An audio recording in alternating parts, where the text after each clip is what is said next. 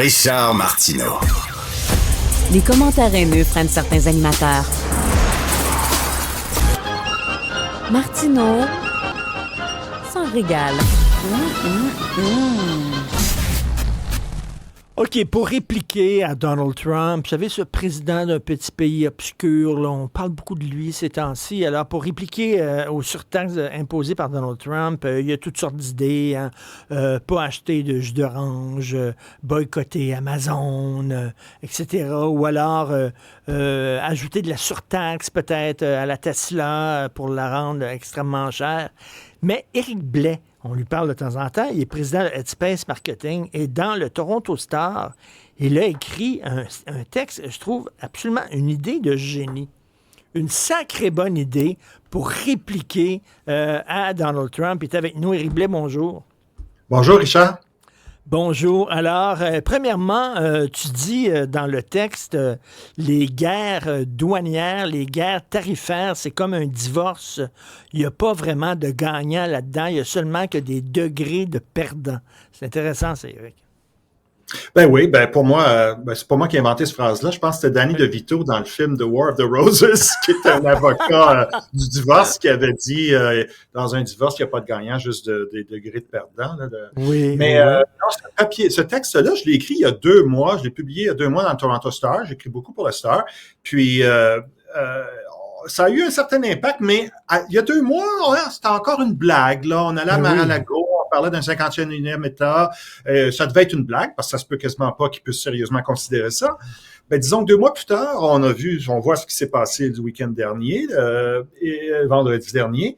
Et donc là, tout d'un coup, on se questionne tous sur la meilleure façon, comme tu viens de le dire, de répondre. Puis une des façons de répondre, selon moi, c'est pas simplement de faire ce qu'on fait en Ontario, par exemple, avec le gouvernement ontarien qui a fait une publicité aux États-Unis qui s'adresse surtout aux décideurs de Washington, aux États frontaliers, là, les gouverneurs et tout ça, mais vraiment une publicité, appelons ça de la propagande, puisqu'on est en guerre, semble-t-il, Oui. une publicité qui s'adresse directement aux Américains et surtout à ceux qui ont, je peux me pardonne l'expression, qui ont bu le Kool-Aid, là, qui pensent que, justement, des tarifs douaniers vont améliorer leurs conditions. Il y a eu un sondage, je me permets, Richard, il y a un sondage de Abacus Data qui est sorti récemment, là, ça a été, c'est 1500 Américains qui ont été sondés le 23-24 janvier. On leur demandait, est-ce que c'est une bonne idée d'imposer des tarifs douaniers de 25% sur tous les produits canadiens?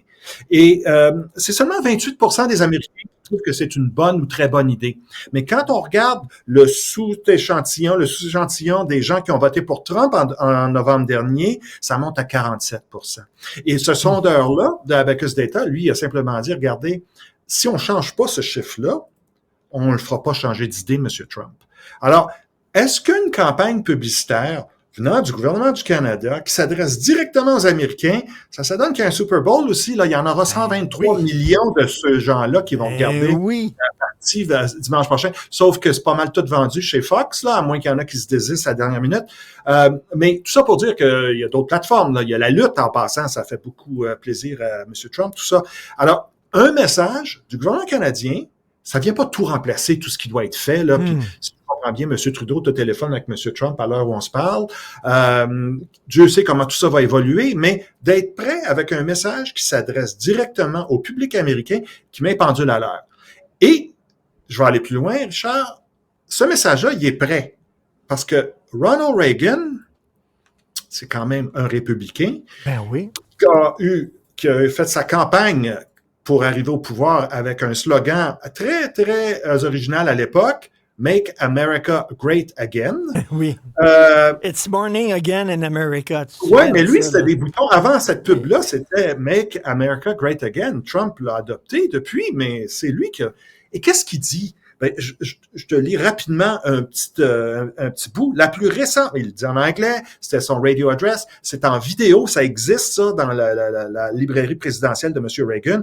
La plus récente expérience de l'Amérique avec le protectionnisme a été un désastre pour les travailleurs de ce pays lorsque le Congrès a adopté les tarifs Smoot-Hardie en 1930. On nous avait dit que cela protégerait l'Amérique de la concurrence étrangère et on sauverait des emplois dans ce pays. C'est le même discours que nous entendons aujourd'hui, ça c'était en 88. Le résultat réel a été la Grande Dépression.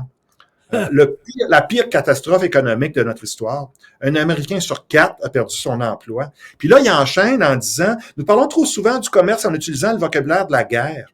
Dans une guerre, pour qu'un côté gagne, l'autre doit perdre. Mais le commerce n'est pas une guerre. Le commerce est une alliance économique qui profite aux deux pays. Il n'y a pas de perdants, seulement des gagnants et le commerce a renforcé le monde libre. Puis là, à l'époque, Donald était en culotte courte, d'après moi, il dit « Nous devrions nous méfier des démagogues qui sont prêts à déclarer une guerre commerciale contre nos amis, affaiblissant notre économie, notre sécurité nationale et le monde libre entier, tout en agitant cyniquement le drapeau américain. » Hey, moi, je te dis, c'est incroyable. On monte ça, là, il y a des monteurs chez Cube, là. Montez ça, mettez un petit drapeau du Canada à la fin, un message du gouvernement du Canada, un message from the government of Canada, puis tu mets ça au Super Bowl. Moi, je te garantis que le 47%, là, il va tomber. Assez rapidement, d'ailleurs. C'est excellent. Écoute, je ne connaissais pas ce discours-là de Ronald Reagan. À la limite, tu as besoin de rien mettre. Là, tu mets ça, et à la fin, là, tu dis voilà.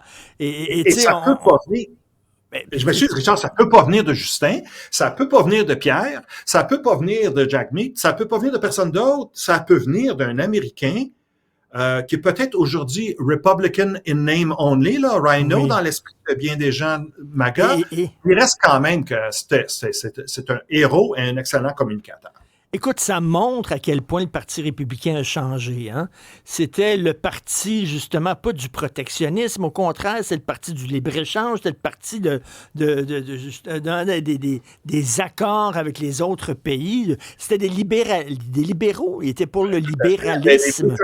D'ailleurs, ce message qu'il a enregistré à partir de son ranch à quelque part, là, il devait être en vacances, c'était pour féliciter l'élection de Brian Mulroney, avec qui, évidemment, il a négocié le libre-échange. Écoute, donc, ça serait vraiment un coup de pied. Moi, ce que je fais en ce moment, là, j'encourage tout le monde je l'ai mis sur LinkedIn, je l'ai mis ailleurs, j'encourage tout le monde à diffuser ça afin d'encourager nos décideurs à Ottawa qui sont assez occupés, disons, mais ça prendrait pas grand-chose, là.